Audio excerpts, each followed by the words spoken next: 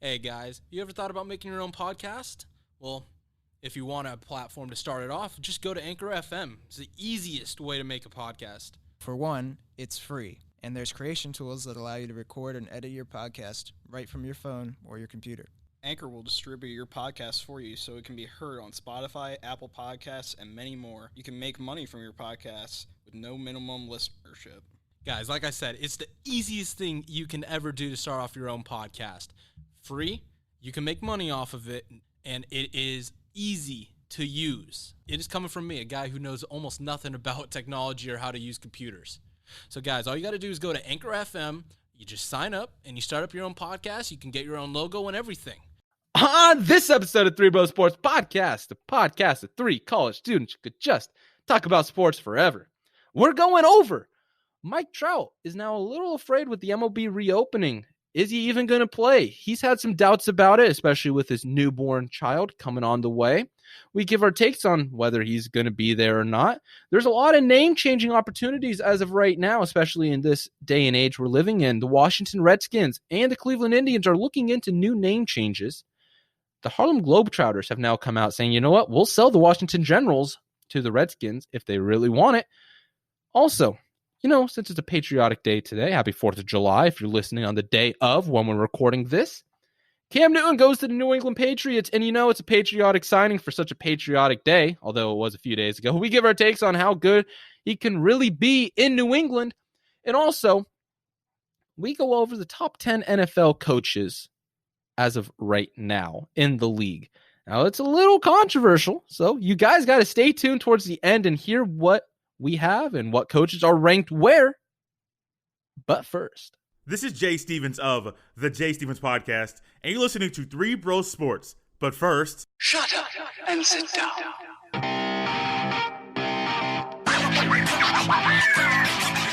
And welcome back to another Three Bro Sports Podcast, 4th of July edition, baby. I'm Connor. Calvin? I'm Dwight. Dwight. Are we going with a little Dwight Schrute action today? Dwight Schrute, standing 6'4", playing shooting guard out of University of Scranton. No, I don't know. You know what? He was one hell of a defender. If anybody watched the basketball game that was held in the warehouse at the Scranton Business Plaza, you know what? Or maybe that wasn't the name of the building. I was somewhere close to it. Sue me, I don't care.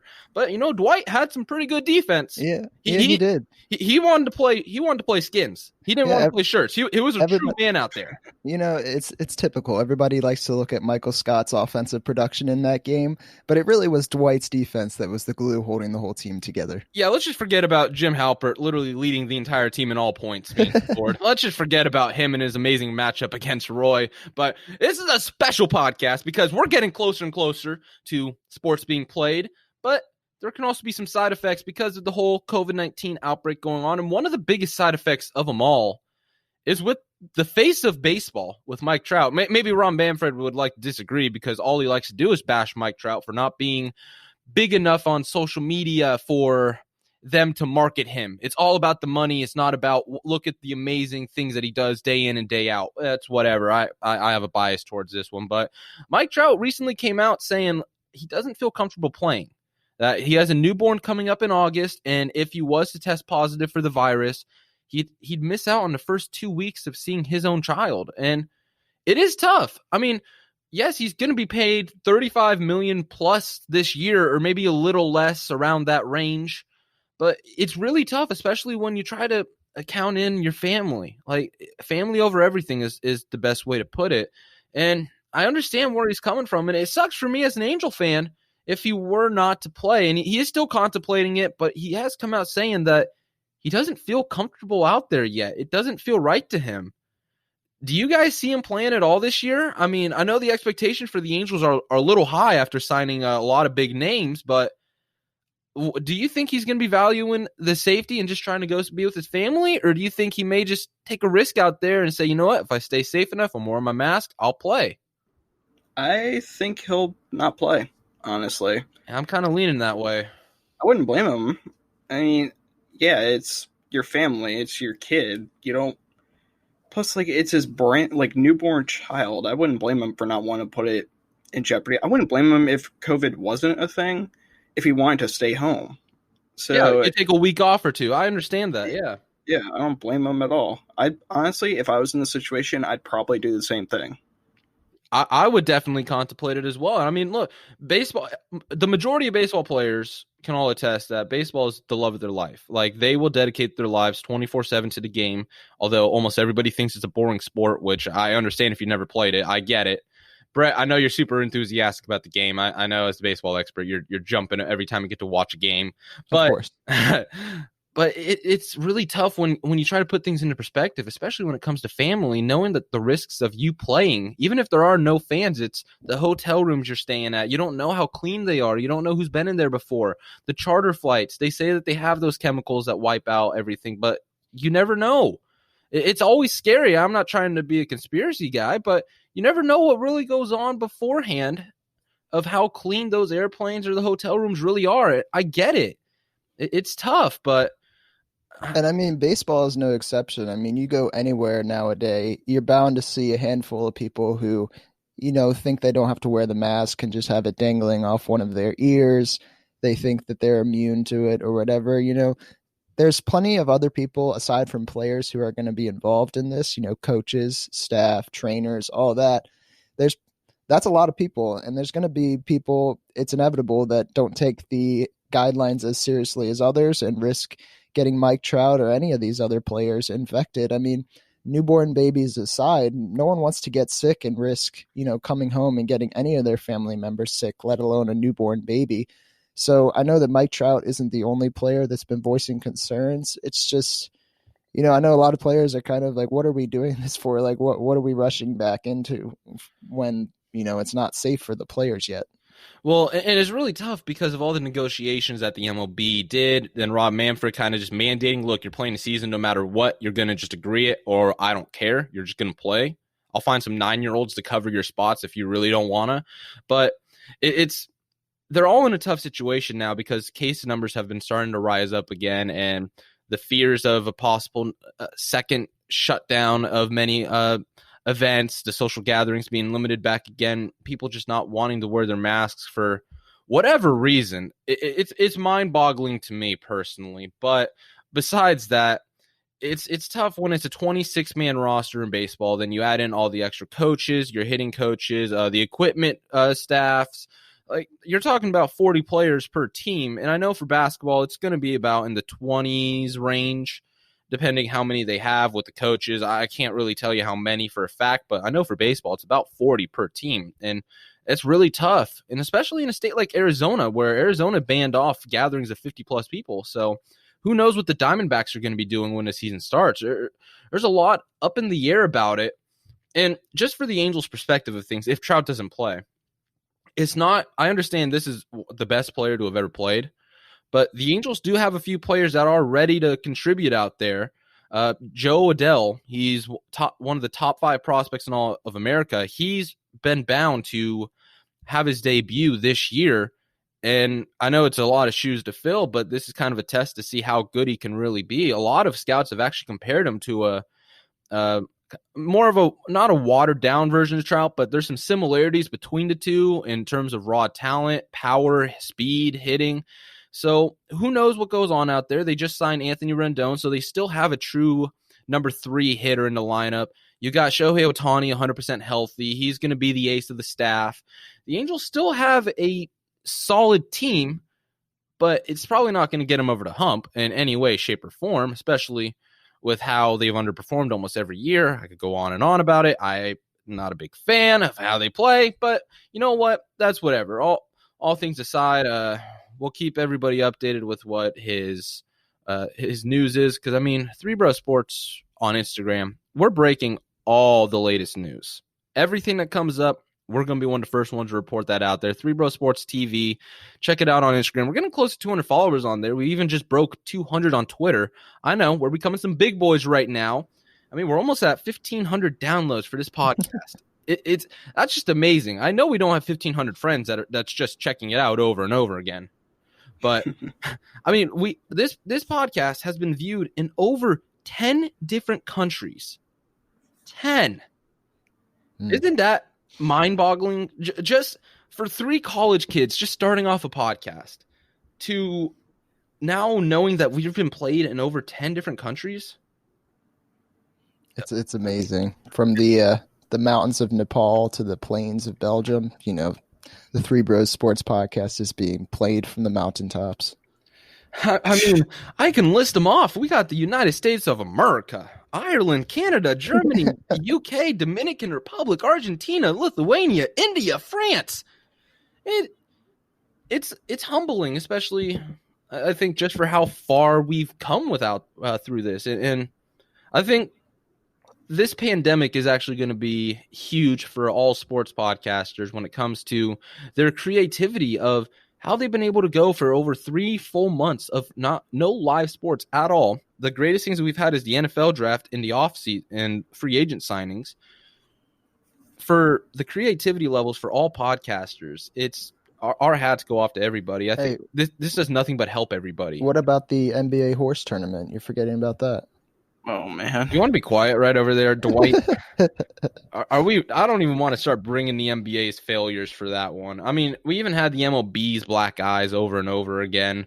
But still, I think this is going to be an amazing time for sports podcasters. Once we really get back into a real season, the content that's going to be made is just going to be so much better. The creativity levels are going to be through the roof. If you were able to survive these 3 months, there's nothing but respect to everybody out there in this industry. It's truly amazing. Even for us, it was tough kind of coming up with some creative ideas to keep things flowing all the time. But, I mean, a big shout out to all the guests that have come on throughout the time. We're going to keep getting more and more. I mean, we're getting even more writers on our website. Check it out, threebrosports.com. There's a lot going on. But anyways, I kind of just want to give a big thank you to everybody out there on such a special day. I mean, did you guys expect this podcast to kind of be that big so quickly? I mean, it hasn't even been a year yet. I certainly didn't. Not at all, but I got to thank all the Billies and Timmies for tuning in. And also Mr. White, the one who started it all. You can hear him back on one of our old podcasts. I think it was the Lamar's Magic episode. If you want to pull that up, he was the one who brought us all together with the podcasting classes. I always say we're 3 college students who could just talk about sports forever. He was the one who really started it for us, and we all had the agreement, you know what, let's just keep going with it. And you know what? Let's add a TV show on. And now let's have our own website. Let's be our own writers. Let's just keep going more and more. Let's have our own breaking news segments. We keep growing every single day. Yes, folks. Mr. White is the Splinter to our Ninja Turtles. Yes, he really is. I never watched Ninja Turtles, so I don't know that. But it's all right. It's a little before your time, young You'll man. be forgiven. Although you two are literally the same age, but that's okay. We're the same age. I'm the young one out of us 3, but that's okay. But you don't know how old I really am. You know what? With all the different names, I really don't. Your wiseness, it's up there. I can't tell for a fact, but and don't you forget it. In other news, let's jump back onto the sports world. I did get a little off topic. I guess that's part of my ADD here. You know what? That's fine, especially on this podcast. Anything can happen. There's been a lot of controversy going around with the names of certain franchises in the sports realm. I mean, the Washington Redskins and the Cleveland Indians are 2. I'm a little surprised the Braves haven't been thrown into this with their tomahawk chalk that they do basically every single game. But the Indians and Redskins are now looking into changing their names. And I think it's kind of funny if these are the 2 teams that are going to be doing it, as these 2 teams have the worst owners in their league. I mean, Dan Snyder for the Redskins. And when you have somebody who's related to James Dolan, that's the Indians owner. Can't remember his name, but I know he's a Dolan buddy. I'm actually very surprised that they are actually looking into changing the name, because Dan Snyder used to pay writers to not talk about it or to talk good about them, to say, no, we don't need to have the name changed. Dan Snyder's been a big little baby hiding around saying, just please stop talking bad about me, please. And if anybody does, he bans them from any press events, games, everything. So I'm happy that they're finally changing the names, because this has been long overdue. Now, the Redskins, we actually had a poll of possible names that we could change it to, and we had a couple that I thought were a little interesting that maybe you guys would want to go over here. I mean, one of them was the Washington Warriors. The other one was the Senators. And then there was another one that I really liked. Get rid of Washington and call them the Virginia Vipers. Out of those three, Uh, which one are you liking? I mean, Uh, I think if they do the Warriors, while it is a basic name, it at least like there's not a whole lot of change that they would have to do there because you could do like it's the Warriors, but it's also kind of like the Native American Warriors and stuff like that. That's not really like a whole lot of change. It's just a much less racist way of doing it, essentially. Oh, So- and I also forgot there was one more name that was recently added in. This may be a good one. The below 500s. I like that one. I like that one too. That's the one most realistic. That's one I think they can consistently live up to. Yeah. I mean, But Senators isn't bad, but it's just kind of like generic, I guess. I mean, it works for DC, but I mean, the Vipers sound interesting to me because then the same person who put that down, he then commented again, you changed the colors to dark red and black. Now, I'm always a sucker for the dark colors. The darker shades I love.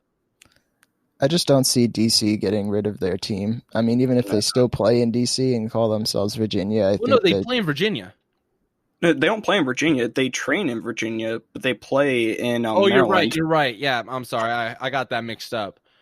But I mean, either way, just to take DC out of their name, I just don't see that happening just kind of because of where it is. But I've also seen online a couple other examples like the Washington Sentinels, which I think it could be interesting because I guess there was a fictional DC football team movie with Keanu Reeves called The Replacements where they were the Sentinels. So, if you switch your name to that, you already got a mascot in Keanu Reeves, and who doesn't like Keanu Reeves? They were also talking about the Washington Federals, which everyone would just call the Feds, which probably isn't the best look right now. So I don't see them going with that one. I really don't. I personally don't like the Warriors name. I just think, where are you getting Warriors from? There's no. I feel like if a team name should have some sort of significance from where it's from. And I get what you said about kind of like the Native American Warriors, but if they were to still have a logo that resembled the old one, I don't think that's enough to make Native American people happy with switching their name and getting away from their past that they've been clamoring to be changed for so long. It just shows, Mr. Snyder's incompetency on how long it's actually taken him to do this. Yeah, and there was another one that I saw. I can't find it on social media, but it was the talks of the Red Hawks. And now I only liked it because of the logo that they had.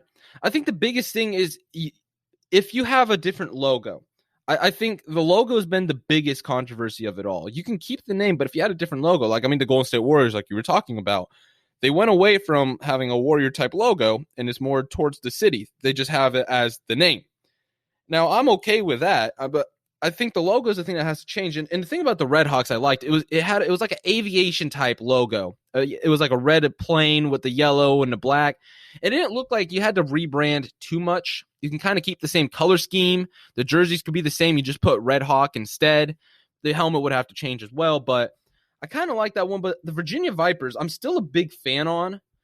But then again, it's kind of the same point of, well, they still play in Maryland and you can't really run away too far.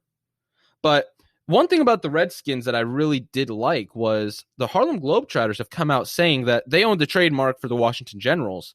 They're willing to sell that to Dan Snyder if they want to change their name to the Generals. Now, is the Generals a good enough football name? I like it. I think it's like a name that is tough. Like, I don't know, like some names are just not intimidating at all. I saw someone talking about calling themselves the Pigskins, which I just think would be ridiculous, like calling yourself the Hogs. That's just not very intimidating. But I think if you change your name to Generals, I mean, they're right in DC. I think like a red, white, and blue color concept that's even more patriotic than the New England Patriots. Yeah, I mean, the Redskins are red, white, and blue. Why not just run around an American flag? I mean, just go all out. Just run around in a Star-Spangled Banner. I mean, how could half the population not root for that team? Just call them the Washington Allegiance. Let's get real patriotic with the names around here. You want to know a fun fact about a football team named the Generals? There was a team in the USFL back in the 80s called the New Jersey Generals, and that team was owned by Donald Trump. Wow. Yeah. Maybe How they'll the turntables. Oh, wow. We're getting into real office references around here. But now, kind of moving on to the Indian sides of things, what is a real name that they could switch to? I mean, baseball's kind of a tough one, really, because they've been around for such a long time.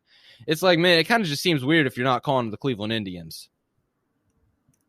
Cleveland sports teams, I know a lot of different cities try to like tie their names together or with the city. Cleveland doesn't really do that or have anything that kind of goes with that. I mean, you got the Cavaliers and the Browns, so I mean, they have the Rock and Roll Hall of Fame. They could try and do something music related. I mean, there's the Blues in St. Louis, so I mean, you could change it to Cleveland Spiders. If you want to just go basic and like just get rid of the Indian name, I mean, Cleveland Spiders isn't too bad. Cleveland Beatles. Cleveland Beatles. There could be a lot of different names being thrown around about it. I think it's kind of tough for baseball's sake, just because then why don't we talk about the Braves? Like I said earlier, the Braves need to have their name changed as well, or get rid of the tomahawk chop. Or if they have, still, you may want to just get rid of the logo of it, especially when you have that tomahawk on the logo of it all. But I don't know. I mean, we're talking about trying to get more patriotic names here, but, on such a patriotic day today, we have to bring up the New England Patriots of the name of it all. As the Patriots went out and they finally said, you know what? Enough just playing around. Jarrett Stidham, no. Brian Hoyer, no. We're going to go get Cam Newton. So they decided to sign him, and it's a 1 year, $550,000. That's kind of the base deal, but the incentives can range all the way up to where he's making up to $7.5 million that year. Now, I like this deal. I didn't really see it happening as much as I thought Cam was going to go to the Chargers. I thought that was a shoo-in for it. Like, I thought that was the best deal they could have done. It would have been the best situation, best offensive schemes. But how are we feeling about him being a Patriot? Because we were just talking about Kaepernick being a Patriot, and I shot that down really fast. But Cam as a Patriot? I mean, are you guys seeing it? I see both sides of it because, I mean, yeah, it's Cam Newton. Like, oh, he's great, and he's got Bill Belichick. This is a sure win. But then you also look at, okay, well, Cam Newton and Tom Brady, who was in New England for 20 years, are two extremely different quarterbacks. So is Bill Belichick going to try and keep that same type of system, or is he going to adapt to Cam Newton? So regardless of which way it goes, one of them's not going to be as experienced with it, and that can lead to disaster. And plus, the other thing, Cam Newton's personality going with the way the Patriots are seems like a very big clash. Now, granted, it worked with Gronk, but it seems like this is a very weird match in a sense. No, I agree. And I think one thing about Cam that may be in his benefit is it never feels as if he's really under any pressure, especially in like a situation like this. Like Bill Simmons was talking about this it seems like everywhere he goes, every stadium, he has that type of confidence and swagger to himself where he fully believes in himself no matter what the situation is. And this is kind of a time where people could assume that he could be down on himself for how bad things ended in Carolina, that he's really trying to reprove something. I just don't see it. And I think this could also be a win for Belichick of him saying, you know what? I never needed Tom. Like, it was a system. It really was. Now, I can go out and get Cam, and we're going to be even better because he can actually rely on his athleticism. And he's not as accurate as an arm as everybody wants, but with his pure athleticism, I think there's a definite chance he could be really successful. I mean, Dwight, what are you thinking? I really like this signing. I mean, the more that I thought about it in the weeks leading up to it, the more it made sense to me just because the Patriots didn't have that guy. I mean, maybe Stidham, they're talking about how much everyone on the Patriots staff likes this kid, but, we'll see who starts in week 1. But I think that, kind of what Calvin said about Cam Newton's personality kind of maybe not meshing well with Bill Belichick's system there. I mean, they said the same thing about Randy Moss when he came in because he had the same type of swagger that he brought on the field, and that worked out pretty well, if you ask me. And I would think that, it's a different position, obviously, quarterback. There's a lot more things that could go wrong, but I think that it's definitely a good fit, and the contract that he signed definitely is a very low-risk contract. We'll see how much he actually does end up getting paid, because it almost seems criminal for an ex-MVP right now to be signing a contract such as that. But I really like this signing, and I think that if anybody's going to be able to, adjust to this and adjust a game plan for Cam Newton, I think Bill Belichick is a pretty good bet in that regard. But I definitely think it'll be interesting. And speaking of Randy Moss, I mean, he said it best. I mean, this is going to be a completely different Patriots offense than we've seen. I mean, nothing to take away from Tom Brady. It's just that he plays much differently. Obviously, Cam Newton's a mobile quarterback, so I'll be interested to see how Bill Belichick can use Cam Newton in his system. But if I was a Patriots fan, I would be feeling a little bit better after signing Cam Newton. I would as well, as I think Jared Stidham. He can be a solid quarterback, but he's not going to be the guy to elevate the Patriots. And I think no matter what, even if he was the starting quarterback, Patriots could still go 10-6 and be just fine. You can rely mostly on the defense. But here's my main concern. This is a big one to me more personally. Shoulder injuries are tough to overcome. Now, we saw Cam's shoulder completely deteriorate in 2018 after Week 10 on that Thursday night game against Pittsburgh, where he just seemed he lost everything. And that's where the real shoulder issue started actually coming around. And look, I've dealt with shoulder injuries for the past 6-7 years. No, yeah, we're going on year 6 now, to the point where I had to give up playing baseball from it. I never was able to regain my speed, any velocity throughout it all. And every time I threw, it was just painful.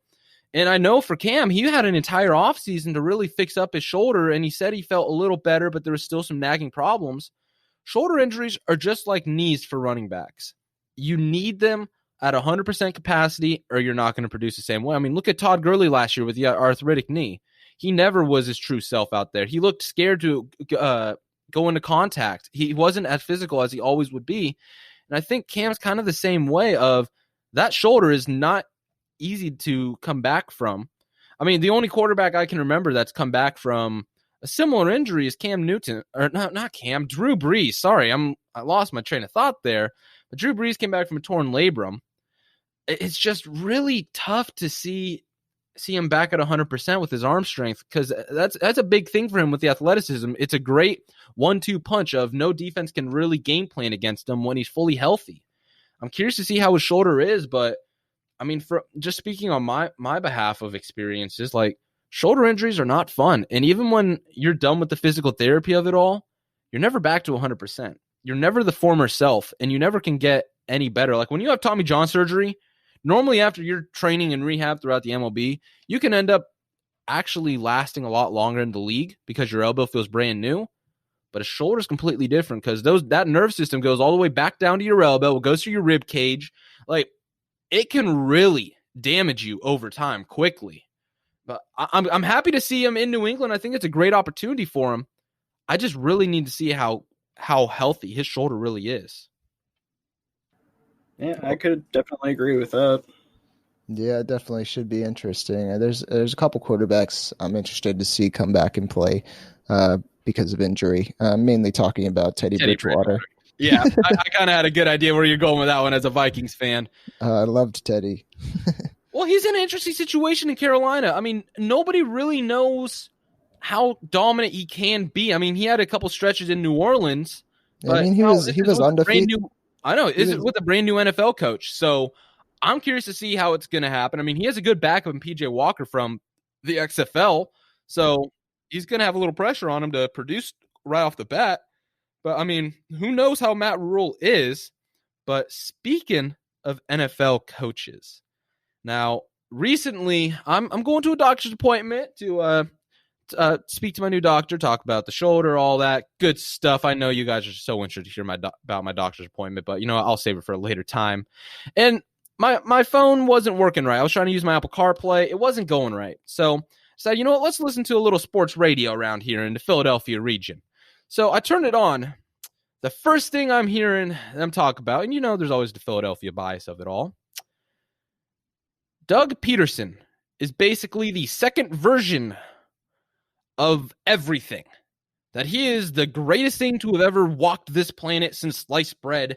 That he is the smartest head coach in the entire NFL. He basically controls everything. Let's pump the brakes here. Doug Peterson is a solid coach throughout the NFL. Do not get me wrong.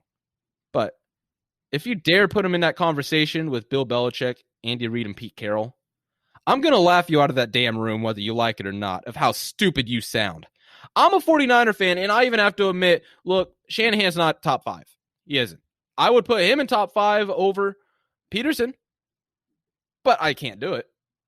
I try to remain as unbiased as possible, and it sounds weird I'm saying that about Shanahan, but his offensive coordinator numbers have been amazing. I mean, the dude took the Browns to be 7-9 with Brian Hoyer at quarterback.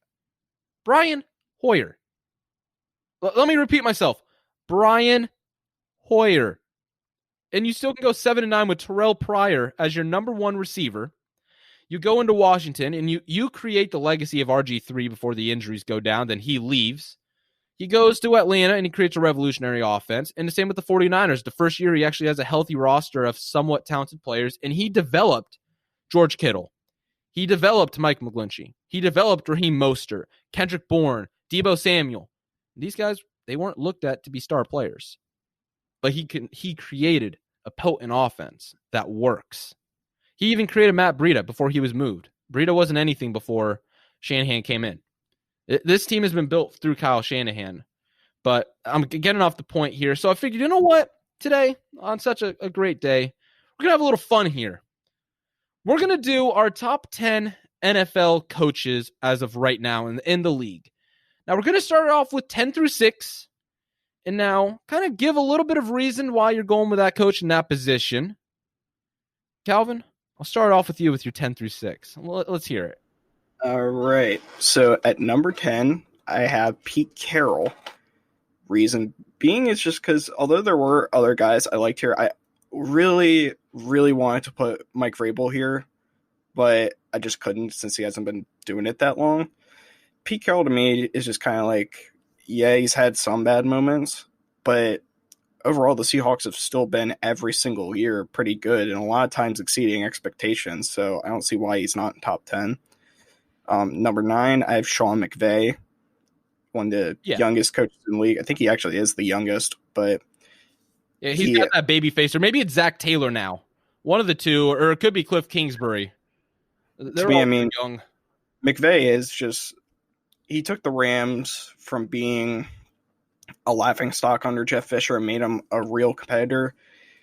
I mean, this in 2020, I'm not expecting as much, but still, I don't see why the Rams can't be great under him. Number 8, Kyle Shanahan, as you talked about earlier, how he's an offensive genius and whatnot. The only reason I can't put him higher is just because he's only been the head coach in San Francisco for, I believe, 2 seasons now. Yeah, he's going on to year 4 now. I agree with that. That's a good area. It's like he had his good 1 year. I mean, he made Nick Mullins look solid last year. Nick Mullins, the training practice squad guy, he looked somewhat competent. And I agree. That's fair. Yeah, and plus, I mean, this was the first year he had a healthy team that actually stuck around. Yeah, he did really well with them. Well, he had a quarterback who had no training camp and came off a torn ACL and had a better season statistically than Deshaun Watson in every category except I think he threw 1 more interception. Do you want me to give you the numbers? I mean, sure. All right, 27 touchdowns to 26. Almost 3,978 yards to 3,852. 13 interceptions to 12. That's the only thing he was better at. A 102 passer rating to a 98 and a 69% completion percentage to 67. Wow. Interesting. But go on. Sorry, I'm getting a little off topic with my Niners bias. I would say if Kyle Shanahan has another good year next year, he'll probably make top 5 easy. If they make NFC Championship, yes. Number 7, I have Mike Tomlin, which honestly, I don't know why people say he's he's not a good coach anymore, this and the other. The Steelers still win games, especially with all the controversy that they've had over the last couple of years with Antonio Brown and Le'Veon Bell. With a guy named Duck as their third-string quarterback who started a multitude of games. Yeah, they're still staying in it. Most other coaches in the league, even other guys on this list, under those circumstances, probably wouldn't have done nearly as well. So, give Mike Tomlin some credit here. And number 6, I have Mike Zimmer, the head coach of the Vikings.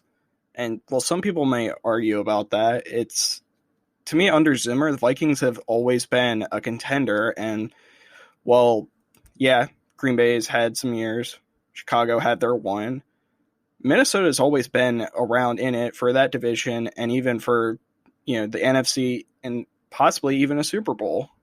Now, Grant, as Brett will remember the Eagles defeating his Vikings, but either way, Zimmer has kept that team afloat throughout all this. And honestly, their team has not been the most talented ever. Now, of course, last year they had some talent there with Kirk Cousins, Adam Thielen, and whatnot. But before that, they were finally healthy.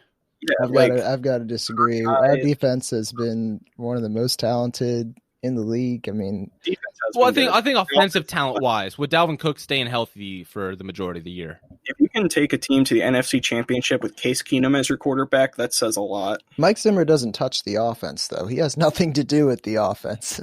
Well, either with way, Case Keenum, that was all. If he's the head coach. That was all Pat Shurmur.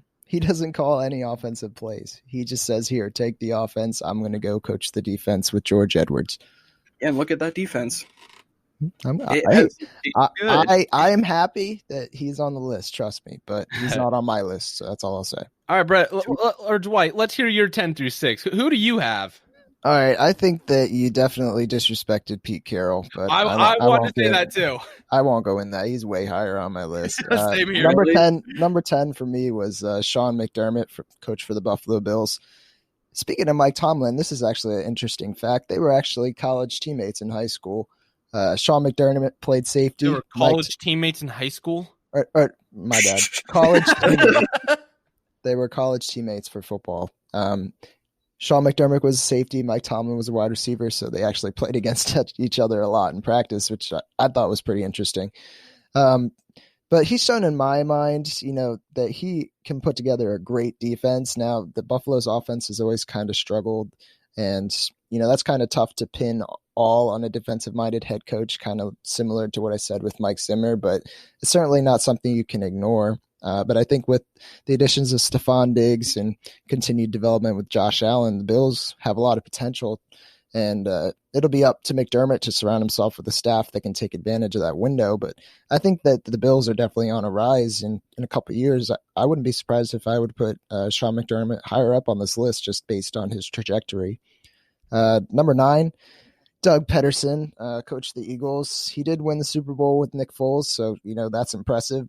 And the Eagles' offense has always performed pretty well under Peterson, but I just think that I haven't really seen much since he won that Super Bowl, and it doesn't warrant me to put him higher up on the list. He won a Super Bowl. He's going to be on the list for me, and I think that he's a good coach, but I don't think I would agree with the Eagles guys that he's the second coming of Jesus Christ or anything, but yeah, we'll move on with that. I also had Kyle Shanahan in the same spot as Calvin, number 8. I think, like you mentioned, he's been able to lift up any offense that he's touched. Cleveland, Atlanta, San Francisco. Losing the Super Bowl with Atlanta was kind of a fluke, but I think that his success with the 49ers, especially this past year when he had everyone healthy and being the last undefeated team and getting to the Super Bowl, I think that the 49ers can only get better from here, and I think Shanahan's going to be one of the better, if not maybe even the best coach once Bill Belichick retires, if he ever does. It seems like that guy doesn't even age at this point. No, he works out with Tom Brady's trainer. There's something going on between them. He's injecting himself with some sort of chemicals or something. I don't know. Number 7, this one might be interesting. It could be my Vikings bias because I, really like to go in on this team, but I got number 7, Sean Payton. To some people, this kind of might be a little strange to have him this high on the list, but hear me out. Sean Payton has had 1 Super Bowl appearance and 1 Super Bowl win in the last 13 years of being the head coach of the Saints. He's had arguably one of the best quarterbacks to play the game under center with Drew Brees, and he's seen a lot of talent come through that building, Jimmy Graham and some other names like that. But he's also now lost 2 huge games in the playoffs to the Vikings, not to toot my own horn or anything, but it was against them. Yeah, okay. Which is not great for a head coach. I mean, 13 years, he got the Super Bowl win, which is, something a lot of NFL head coaches can't say.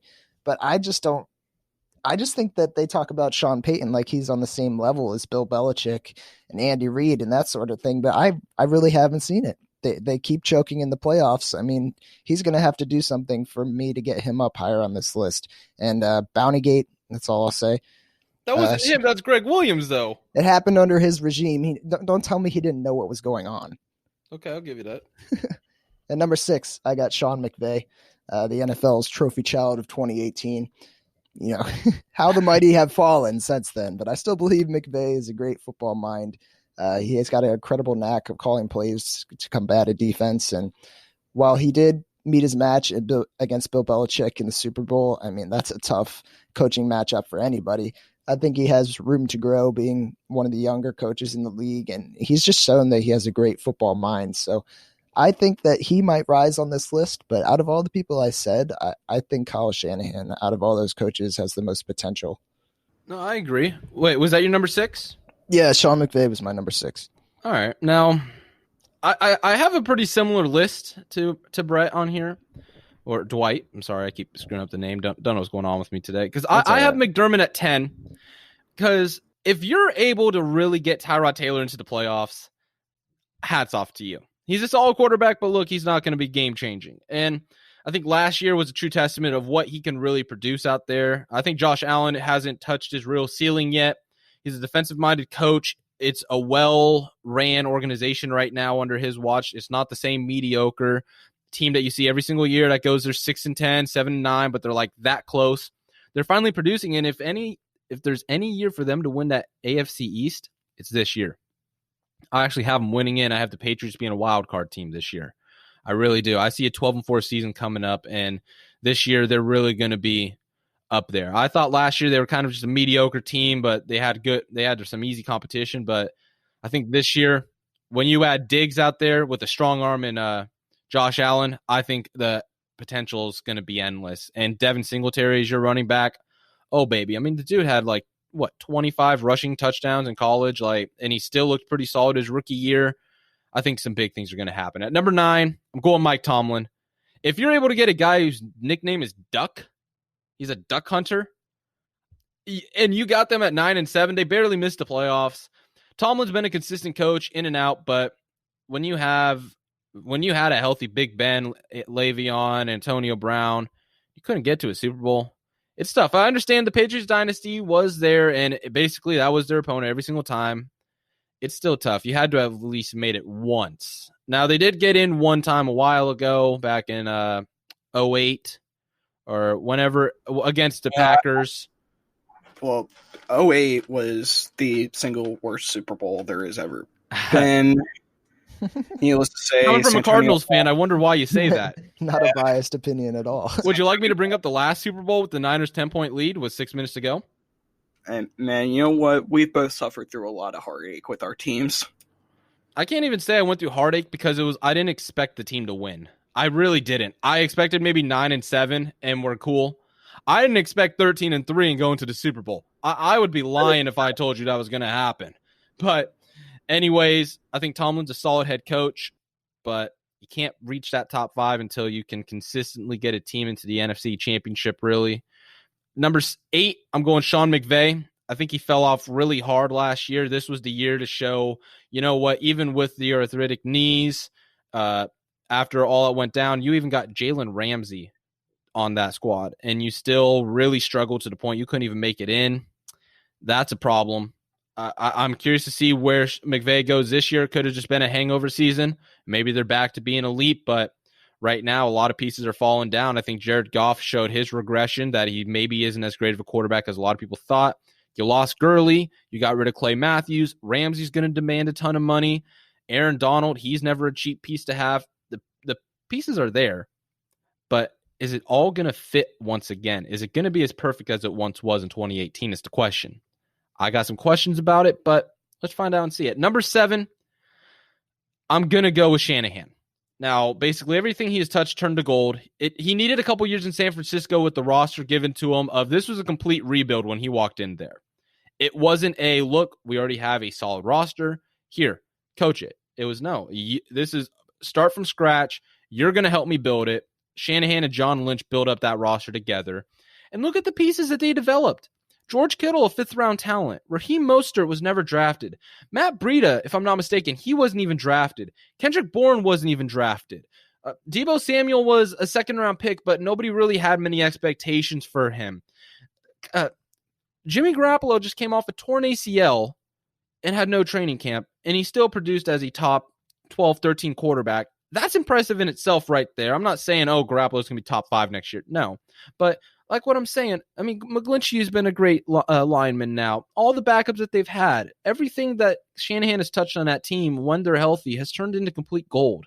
There's no ifs, ands, or buts. Shanahan is going to be one of the best coaches in the NFL in a couple of years if he can continue the consistency.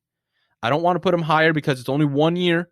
If he can get back to that NFC Championship, like I just said, I may have him in my top 4. I really could. And at number 6, I'm going Peterson. He had his 1 year of success. Good. That's good for him. But when he walked into Philadelphia, the only thing that had to change is make sure you have a head coach that isn't named Chip Kelly. He had the 2nd overall pick, and people can say, Wentz wasn't expected to go there. Yeah, Daniel Jones wasn't expected to go at 6, but I don't bash the Giants for that, really. If that's who you think is going to be the best quarterback, you go for it. It wasn't as if Wentz was supposed to be a 5th-round talent and you pick him 2nd overall. When you had the 2nd overall pick and you believed in him, that's all you need. That isn't something of, they got lucky with him. No, the coach just saw good talent. Peterson's been a good coach throughout his time there, leading with Nick Foles to win a championship when Foles basically was torching the New England defense. That was great. I loved it. Foles showed that he could be a competent quarterback in the NFL. He really did that year. Hats off to him. I mean, even Josh McCown wasn't the worst I've ever seen as a quarterback being thrown into the playoffs unexpectedly, who never played all year. So Peterson's at my 6. I know it's a little weird with who I have above, but you know what? We can save that for a little bit later. Calvin, let's hear let's go 5-1 here. Yeah, let's just do that. I was going to say 5 and 4, and then we work our way down, but you know what? Let's just hear 5-1. All right. So at number 5, I have Doug Peterson. Big toss-up. It's a borderline 5, huh? Yeah, very borderline. But to me, in all honesty, if Mike Zimmer didn't had a ring, I probably would have put Zimmer above him. But Peterson's got the ring. On top of that, he has had a lot of issues in Philly, guys getting hurt and whatnot, and he's made the most of them. I don't think a whole lot of people see that. So no, I agree. That kind of goes for naught. Philly has not had an easy road. Cry me a river. Yeah, well, I mean, he's just made the most of it, so I think you got to give him some credit there. At number 4, Sean Payton. As much as I hate Bountygate and everything like that, I should hate it the most because I'm a Niner fan, and it happened to my team. They tried to take out Alex Smith and Frank Gordon. They failed, and I still have them in top 5, but I agree. Go on. I still say that they targeted Kurt Warner. I don't care what anyone says. They targeted everybody. What are you talking about? Everyone who played them that year should feel some kind of way. Yeah. So that said, though, Sean Payton does he's a very, very good football mind. And on top of that, the Saints, yeah, he has had Drew Brees there for his entire haul. But other than that, he's had a lot of different change on that team. You know, I mean, had Jimmy Graham for a while. Now we got Michael Thomas and Alvin Kamara. Sure, they're all great, but having to change a lot, that can mess things up no matter how good you are. And Sean Payton's dealt with that really well and kept the Saints a really consistent team. So I think there's just a lot to be said for that. Yeah, I mean, even the years where he went 8-8 or 7-9, it was basically the entire defense was completely injured. There was nothing you could have done, or the defense needed to be revamped, and it only took them 1 or 2 years, and boom, they were right back to being dominant again. The offense always remained consistent, and that was his main strength. But once he got a consistent defense back around after Bountygate, oh my goodness, they still have a couple problems, but they're at least competent enough to have that 12-4 season. It's not like the NFC South is a bad division either. Oh. You got Atlanta, Carolina, and even Tampa Bay to an extent. It is a good division. He's been able to keep them pretty much at the top of it for the most part. Number 3, I have John Harbaugh for the Ravens. And honestly, I think John Harbaugh is probably the most underrated coach in the NFL. Because just about every single year he has been the coach of the Ravens, they have exceeded expectations. And yeah, I mean, he did win the Super Bowl a while ago now. I think it's 8 years now. But he has just kept that team afloat, always done well with players that people thought weren't that good, always made this team better. I just don't see how you could say he's not a top 5 coach. What a considering Joe everything he's freaking Flacco. Yeah, and even going into this year, like everyone said, like, oh, Lamar Jackson's not going to be great. You know, he's a running back. I didn't think he was going to be that great either. Lo and behold, he wins MVP. Now, granted, he did lose in the playoffs, but regardless, they still had a great year. There's a lot to be said for that. At number 2, I have the Super Bowl champion Andy Reid, which, I mean, I'm happy that I can say that for him. I wish it was Cliff Kingsbury personally, but Give it a few years. yeah. But Andy Reid, I mean, his clock management still leaves a bit to be desired, but he's always had great X's and O's. And yeah, I mean, his Kansas City team is loaded with talent, but I mean, you've heard plenty of players talk about how great of a coach he is, and considering everything he's done, he's won a lot of games. I think he's one of the winningest coaches in NFL history. I just don't see how you couldn't put him up here, especially, like I said, given what players say about him, how they always say, like, oh, how great of a coach he is. And then, of course, at number 1, I have Adam Gase. No, I'm just kidding. I think Adam Gase might be 32. Number 1, I have Bill Belichick. I mean, No. yeah, I know, right? 6 rings. Wait, who is that? Yeah, really. Only the best coach in NFL history. Yeah, I mean, come on, 6 rings. I think he has the second most wins in NFL history. He's still winning consistently. I mean, think about it. Since he's been the head coach of the Patriots, they've lost that division like 2 or 3 times in this past like 20 years. So And I don't see why. he refuses to shake the hands of young children who extend their arms out to him. I love that clip.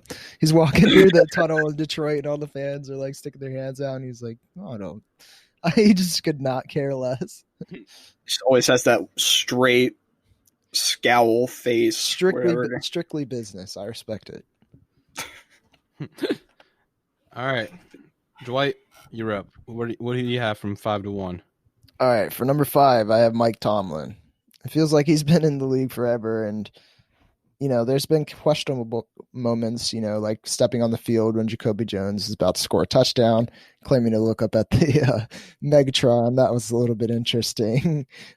How you don't know that you're standing on a professional football field is kind of strange to me, but needless to say, if you're only looking at Super Bowls and AFC championships, he has 2 AFC championship wins, 1 Super Bowl, which is something a lot of coaches can't say, like I kind of said about Sean Payton, but I kind of put him on here because I was looking at his winning record. He has never finished under 500 in any of his seasons. I think he finished at 500. That was his worst record.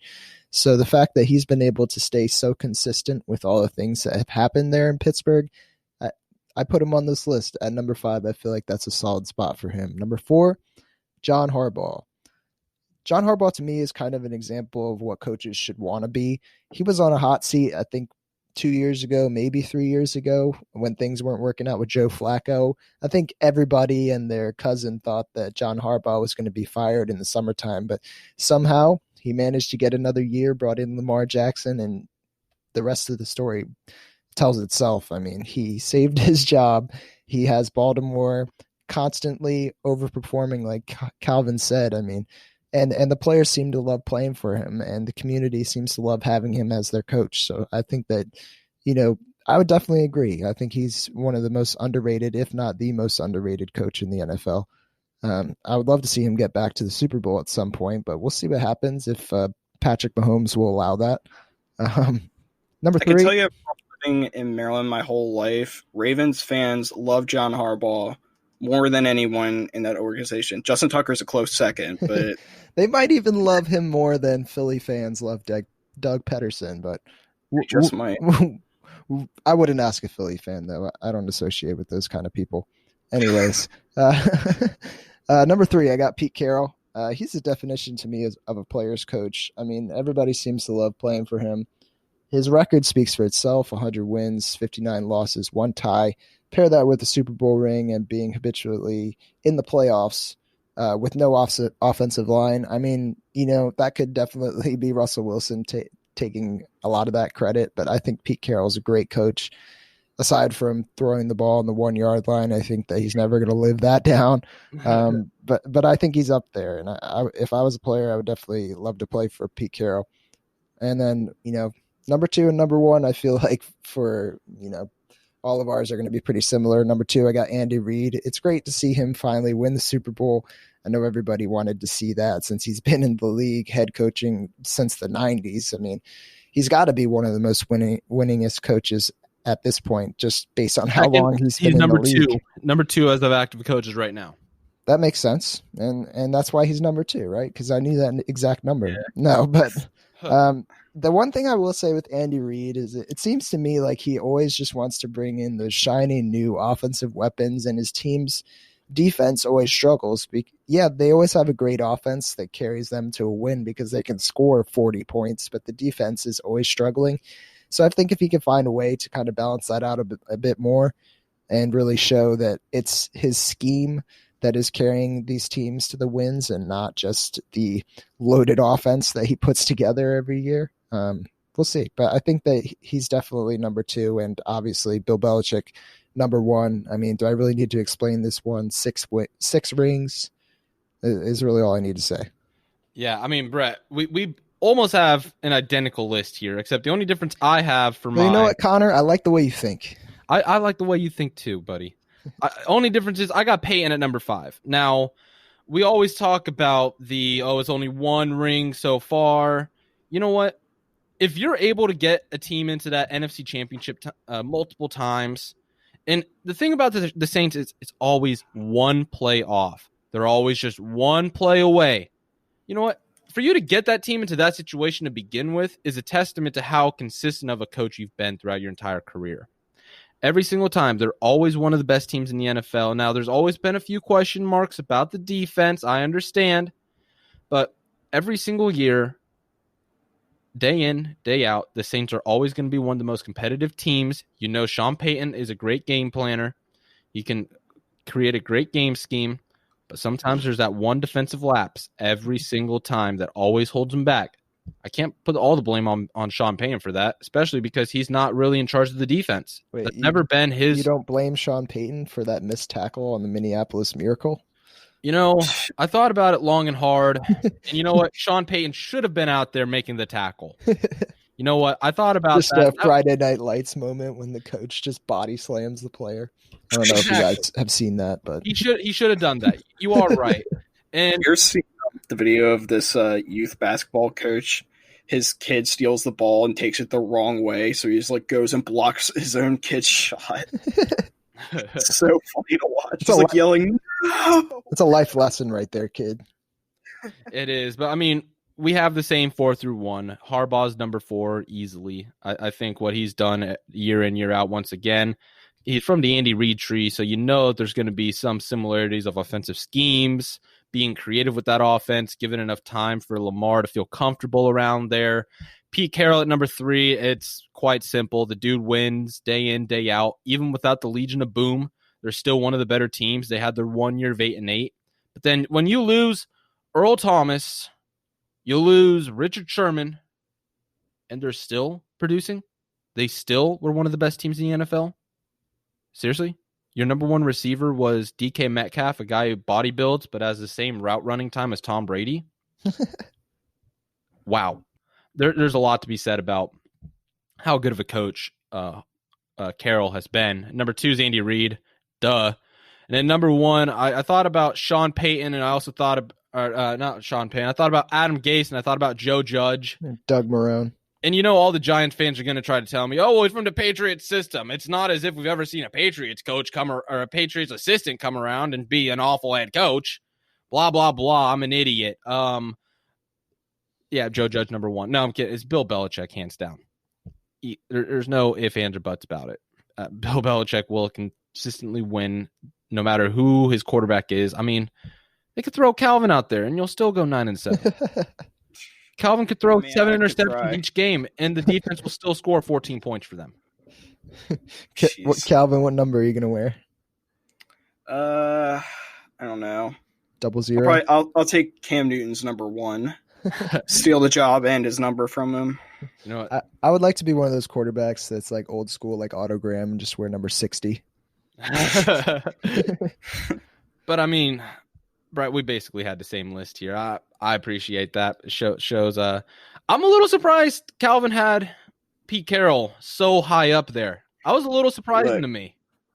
I mean, yeah, they are still very competitive and they're very good, but I see a lot of that offense as purely Russell Wilson. And No, I always say, agree. like, if there was ever a player that should win MVP every year simply because of what he does for his team, it's Russell Wilson every year for the last few years. No, I But- agree with you on that. But then let's compare Aaron Rodgers and Mike McCarthy together. I mean, Aaron Rodgers consistently lifted the team, but McCarthy held it down the entire time. They held him down. Now, you could say the same, like, well, Russell Wilson's done everything, but they've still been able to win. And I think that's all due to Pete Carroll right there. I mean, on the defensive side of things, when you lose basically the entire Legion of Boom and you're still producing well and the defense isn't a dumpster fire, that's impressive in itself. It is. I mean, like, No, but I can agree. I don't know. To me, it's just like, honestly, the other thing that still gets me is when you have Marshawn Lynch on the 1 yard line, Yeah. and you don't even have him on the field. It's, Oh, and then the second time where you have Marshawn Lynch on the 1 yard line, and then you get a delay a game, and that costs you from winning the NFC West, and that also causes you to lose to the Packers in the NFC Divisional. Yeah, no, I agree Yeah. with that. I mean, agree. like, I was my happiest moment as a 49er fan when they screwed up the 1 yard line again with Marshawn Lynch. I can tell you one of my darkest moments as a Cardinals fan came from Marshawn Lynch. Remember the game where he backflopped into the end zone in Arizona? I was at that game. Got to see it right in front of my face. But I'm very sorry. rough. For that. well, I'm That's very rough. sorry for that. But sit next to a bunch of Seahawks fans. yeah, I bet that's tough. But guys, that's going to be wrapping things up for today's special 4th of July podcast. Actually, what are you guys going to be doing on 4th of July before we really do wrap things up? I got to work. So- Same here, buddy. Oh, yeah. I got my 2 to 7 shift, but I'll be back for fireworks. I dropped $300 on it, and I'm lighting every single one of those no matter what. Yes, just know the three bros are sacrificing their fireworks to make your holiday better, people. So Yes. This is what the founding fathers would have wanted. Yes, you are completely right. But also, check out our website, 3brosports.com. We added a new writer to the scene. We got Chuck Schmucker. He's going to be the Fantasy for Schmucks series. He'll be going over all fantasy football things. You guys got to check it out. He came up with his first article, the thoughts for Darius Geis. Even Dwight came out with his own article, top 5 players of the last decade. I just never lived up to the hype. Garrett Roth finally came out with his article about the world's oldest baseball pool, the legendary cable baseball pool. You guys got to check it out because I'm next in line to join that once I'll take over the next spot whenever it opens. So I'm a little excited for that. I mean, we got a ton of articles up on the website. You guys got to check it out. I repeat it every single week. I mean, follow our social medias, 3Bro Sports TV. Add the number 1 on Twitter, 3Bro Sports TV 1, because we're still number 1 out of them all. Competition can't ever keep up with us, boy. But I'm joking. But we have all the breaking news articles going on. We've gotten a lot more engaged throughout the social media realm. Tarek has been a huge help when it comes to breaking news posts, trying to keep things more consistent. I mean, right now, all of us, I can guarantee we're working at least 30 to 40 hours a week. So it's the more people we have around with us, the easier it is for us to stay more consistent out there. And I mean, the support you guys have been giving us every single week, thank you. I mean, you guys have just been amazing for us, helping us out all the time, loving our content because you're still coming back. So hope you guys did enjoy today. Enjoy your 4th of July. Enjoy those fireworks, but also don't get too close to one. I don't want to hear any Jason Pierre-Paul stories around here today. Let's keep things on the clear side. But I'm Connor. I'm Calvin. I'm Brett. Have a good one. 3Bro Sports would like to thank Anchor FM for sponsoring this podcast and Benjamin Tissot on bensound.com for the amazing intro, outro music.